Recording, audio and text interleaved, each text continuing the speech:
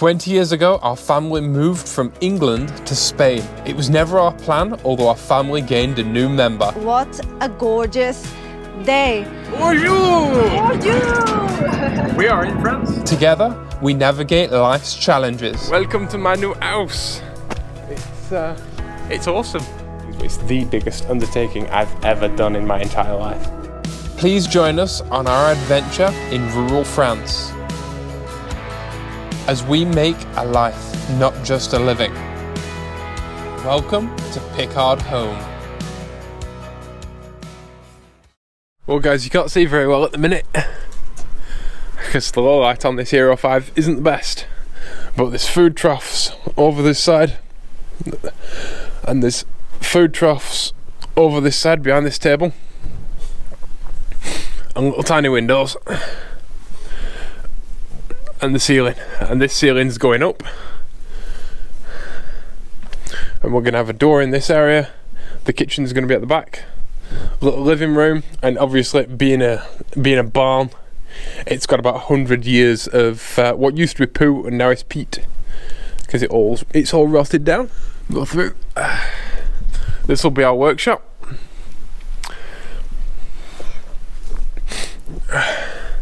And up here, Rob, is our upstairs and our roof. And we're going to raise the floor up to about here-ish, just so that window's near floor level to where the A-frame is. Behind that's going to be our bedroom. And forward we're going to have a dressing room and a little bedroom. And the bathroom against this back wall here. And obviously the roof slid down more, but that's no problem. It's only that bit, so it's all good fun.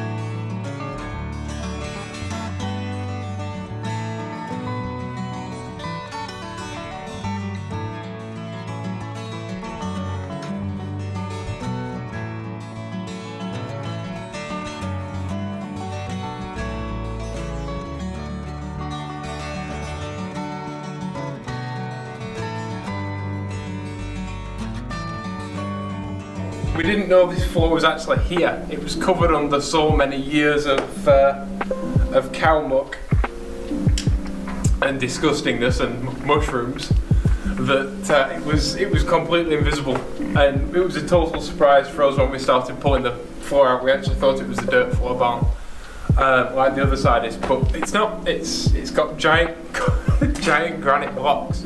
As you can see, most of the roof timbers are actually just not real timbers, they're just pieces of tree some dude cut down in a field and formed into a roof joist with an axe. So none of it's straight, none of it's level, and all the nails had all rusted away just with time. And so all the wood underneath the tiles was slipping away.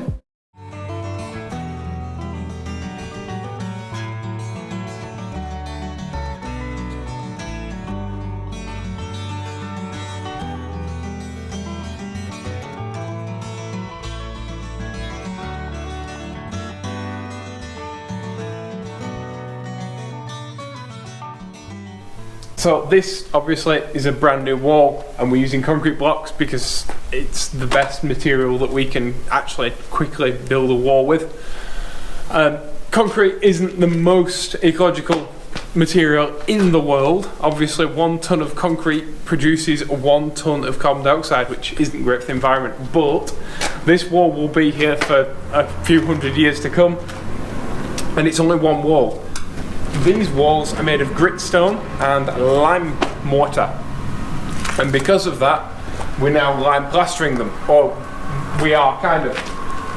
This bit here is not being lime plastered, and nor is that bit, because this will be my back door and that will be my kitchen window. This beam was the original floor beam. Above that, as you can see, is a new beam that we've made by hand. Now, and above that is all my floor structure. this beam is no longer safe, unfortunately. These beams, this beam and this one here, these should have been one beam, one massive beam that ran all the way through. But unfortunately they're not. They're two separate beams, which is far from ideal. So what we've done, we've replaced this one beam with two beams either side, and then this will actually come out.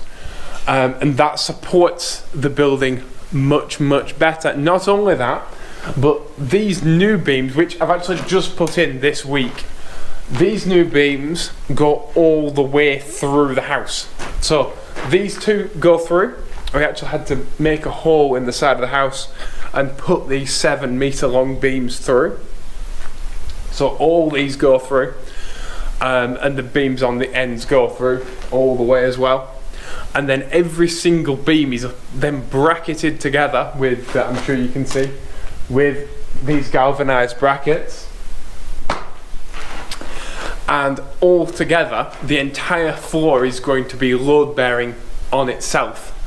Every single, like I say, everything, single bit of it is tied together, so every little bit of it takes the load together.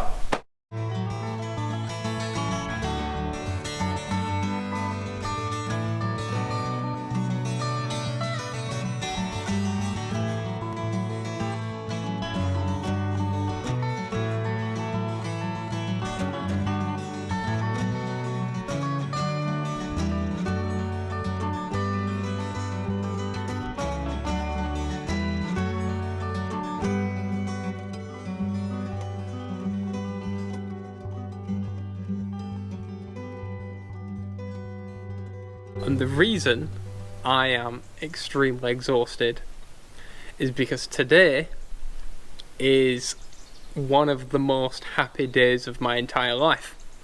And the reason for that is that, if you follow me, it's dark in my house. Yes? Ladies and gentlemen, boys and girls and everything in between, I have a roof. My roof is on my house. Finally, I've got one. I have a roof. I've finished it. I've just literally finished it. Literally 15 minutes ago. And I am absolutely hanging.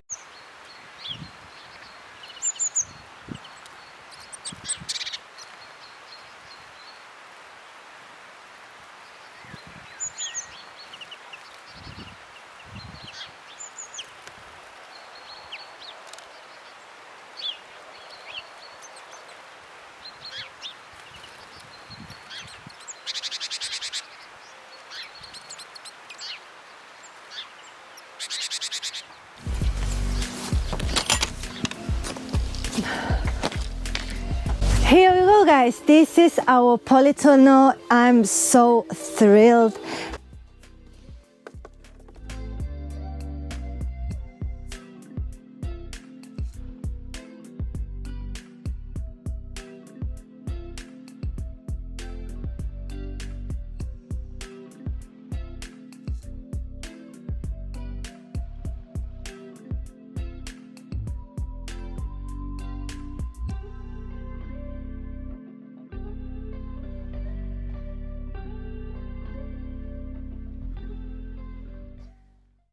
So I'm going to put a big beam above, and I'm going to cut out here and here and make it look right. But I've got to be able to fit in my own house, haven't I? That's the problem with being 6'6".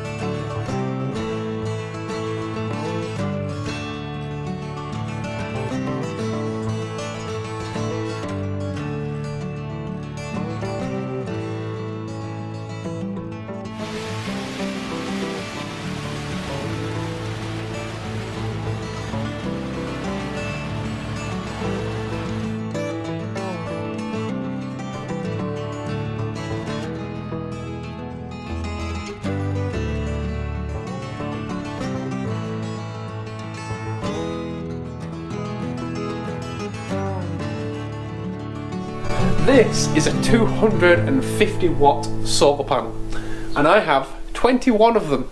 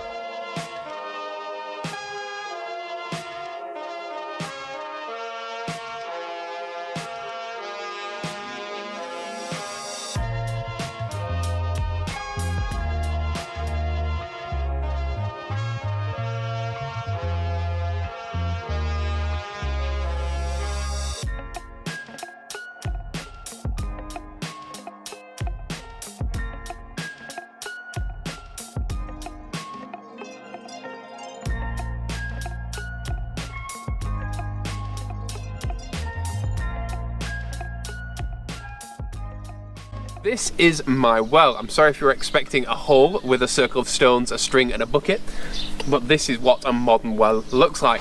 There we go, a year's worth of rust. Now, our water filters for the drinking water actually remove any metals from the water, and the super fine particulate filters. But obviously, it'll make a white t-shirt a bit brown if it's not cleaned out. And so it is really important to do, because otherwise you just block your filters constantly, and it comes out the ground, and therefore what the metals that are in the ground tend to be in the water. And it just so happens with us, our base stone is like a grit stone and a granite, and in that there tends to be quite a bit of iron parietes, so like lumps of iron, and that's where you get your brown water from. And a Bentley!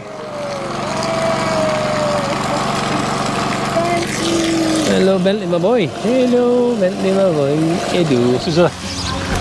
This is a brand new filter. You can see the difference in colour.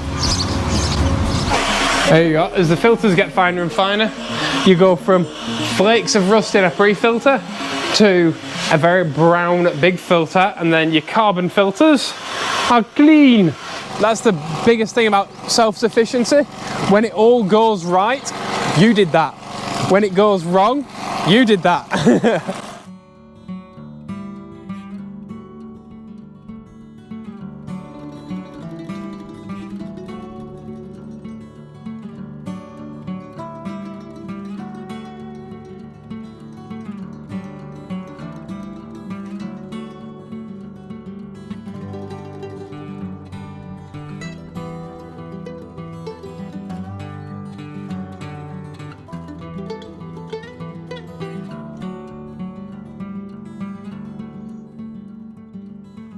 And one time I found 9 eggs in here, and I think we have plenty of eggs here.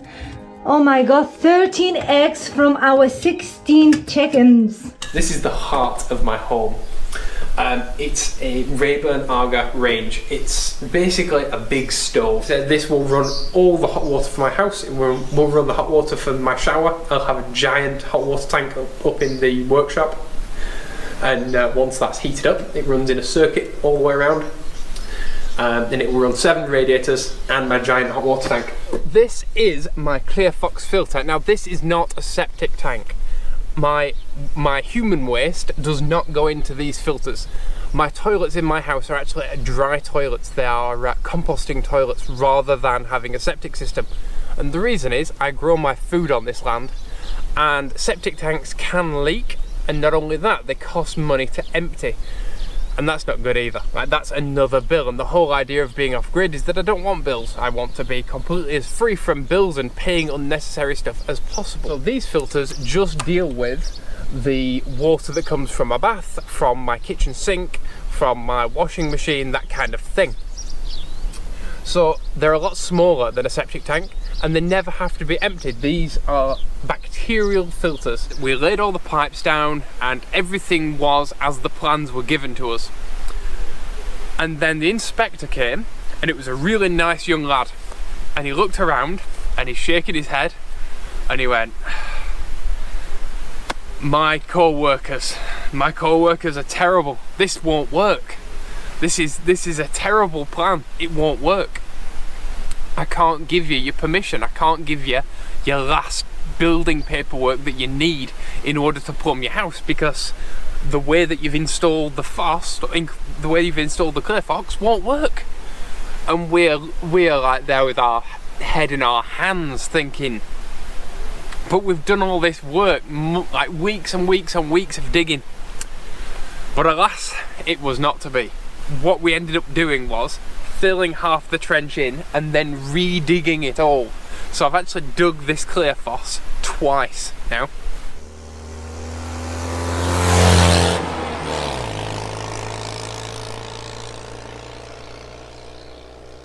And it's all been passed. We officially can plumb the houses now. We officially have working drainage, which is the really good news, by the way. That's the silver lining to the cloud. Yes, it was a pain. Yes, it was hot. Yes, we hand dug it twice and all of that jazz. But the really good news is this now is the official thing.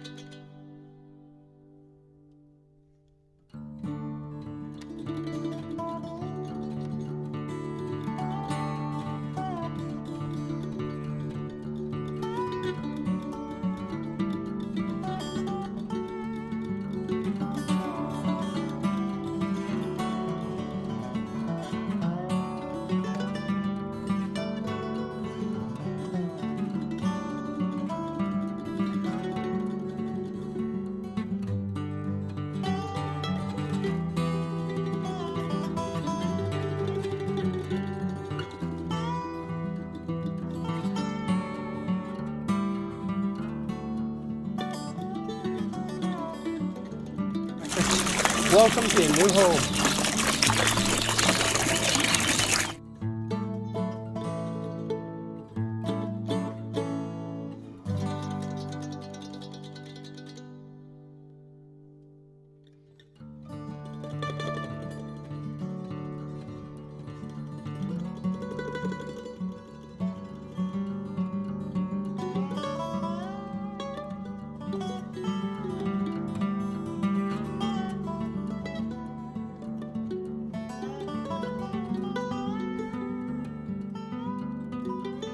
It's a big pond, it's a big mass of water, it's a few thousand litres, and that little fountain just ain't gonna cut it.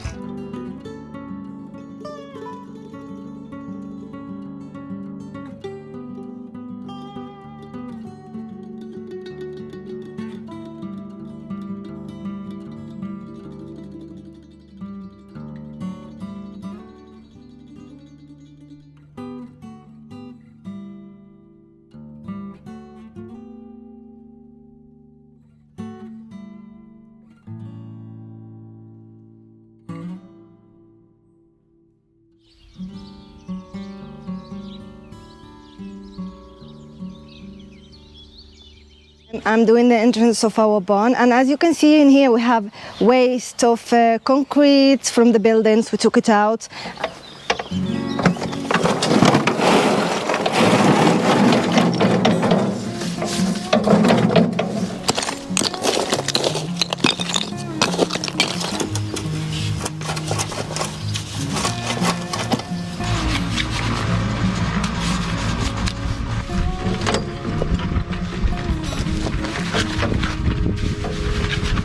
A lot of historic homes, people say, oh, they're really damp, and oh, they have a lot of damp issues and damp problems. And the reason for that, the biggest reason, is because the land around the house is actually built up over time. And it doesn't take a lot, believe it or not. It can be, 30 centimetres. And in a house that is 300 years old or even 200 years old, you can get 30 centimeters to 60 centimeters, and that can make an absolutely, that's the difference between where I'm stood and here, and all that is damp earth against your walls. And a lot of people get a builder in who isn't acquainted with historic buildings, and the builder goes, oh yes, you need this really invasive damp proof course, because they're used to modern buildings that are made of cement and that require a damp proof course. But of course this is a lime plaster building, this is a lime building, and doesn't require a damp proof course at all, because lime is actually very good at shedding moisture on its own. It doesn't need any help. But what it does need is it needs the damp earth moving away from the wall, and then the wall can breathe. So a lot of historic homes that you'll notice the windows are very low to the floor and things like that. And the reason for that can be that people used to be shorter, yes, but a lot of it is also because the land around the building has slowly and gradually built up over the centuries and is actually swallowing the house. And it's a really common problem, and it's something that a lot of people don't consider. And so I'm actually going to have to dig out all the back of this house completely. To give you some more perspective, I've come inside the house just to show you this is the hole that was behind me when I was talking on the other side of this wall. And you can see how further up the wall it appears, and that's because the exterior ground level is up to here at the highest point. And that just shows you how much the land can rise over the centuries.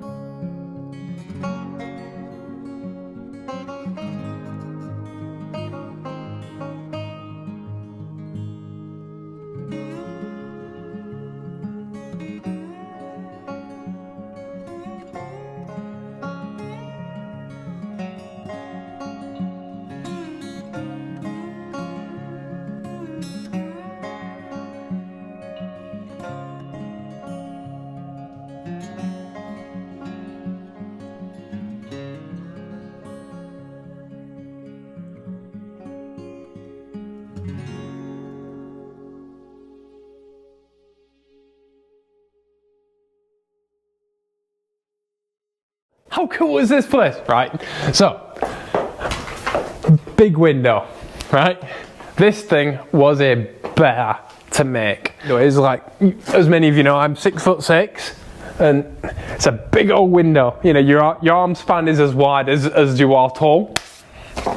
And this has 1, 2, 3, 4, 5 oak beams in it, in order to hold up all of this house and the thickness of the wall. And these oak beams are all reclaimed from the original food troughs that were in here. And these beams are actually in the place where the original floor beams were.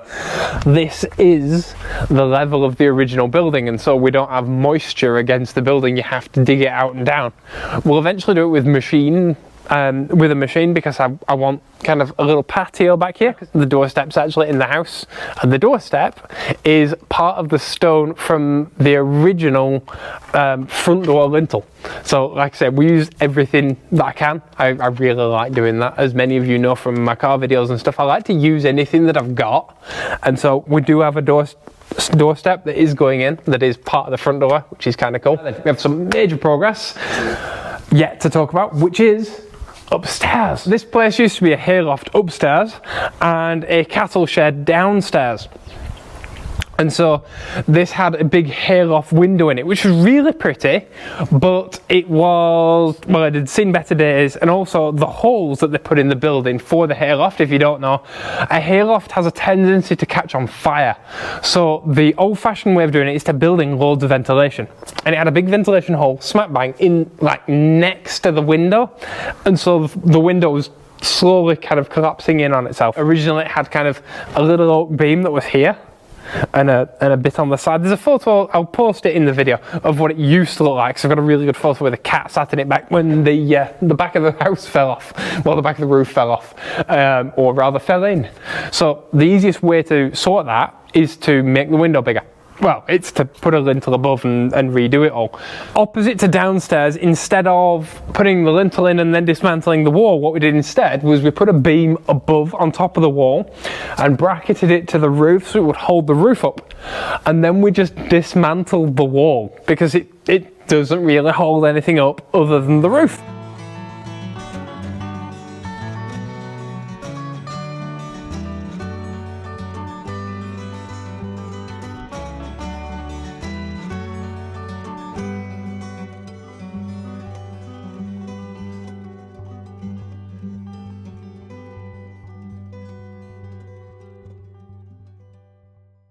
We're back. Well, kind of back. This was a nice little clip show because, well, it's been a while and it's nice to remind ourselves how far we've come. Yeah, and there's still lots more to come. Yeah.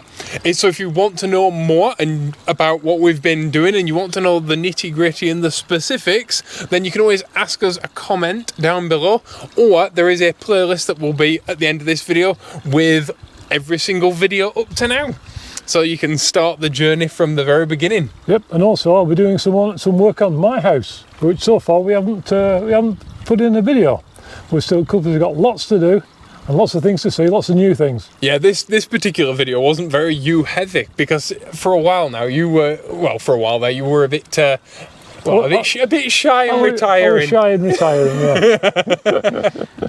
But Dad's going to be in the videos and you're going to be doing work on your place, which is awesome. My house is completely different to all of us, and it's a little farmhouse. And we've done lots and lots of work so far, but now we're getting to the good stuff. We're changing our house into a home. So we've kitchens to do, bathrooms to fit, all the nice stuff that makes a really, really nice country house. Yeah, so your house is super cool because it's very different to mine as well. Yeah. So that will be really interesting for everybody because you have a range of a lot of similar things to do, but also very different. Yeah. Mary? So make sure you subscribe so you don't miss out, because we have a lot to share with you. And we'll see you all in the next one. Bye-bye. Bye-bye. Bye.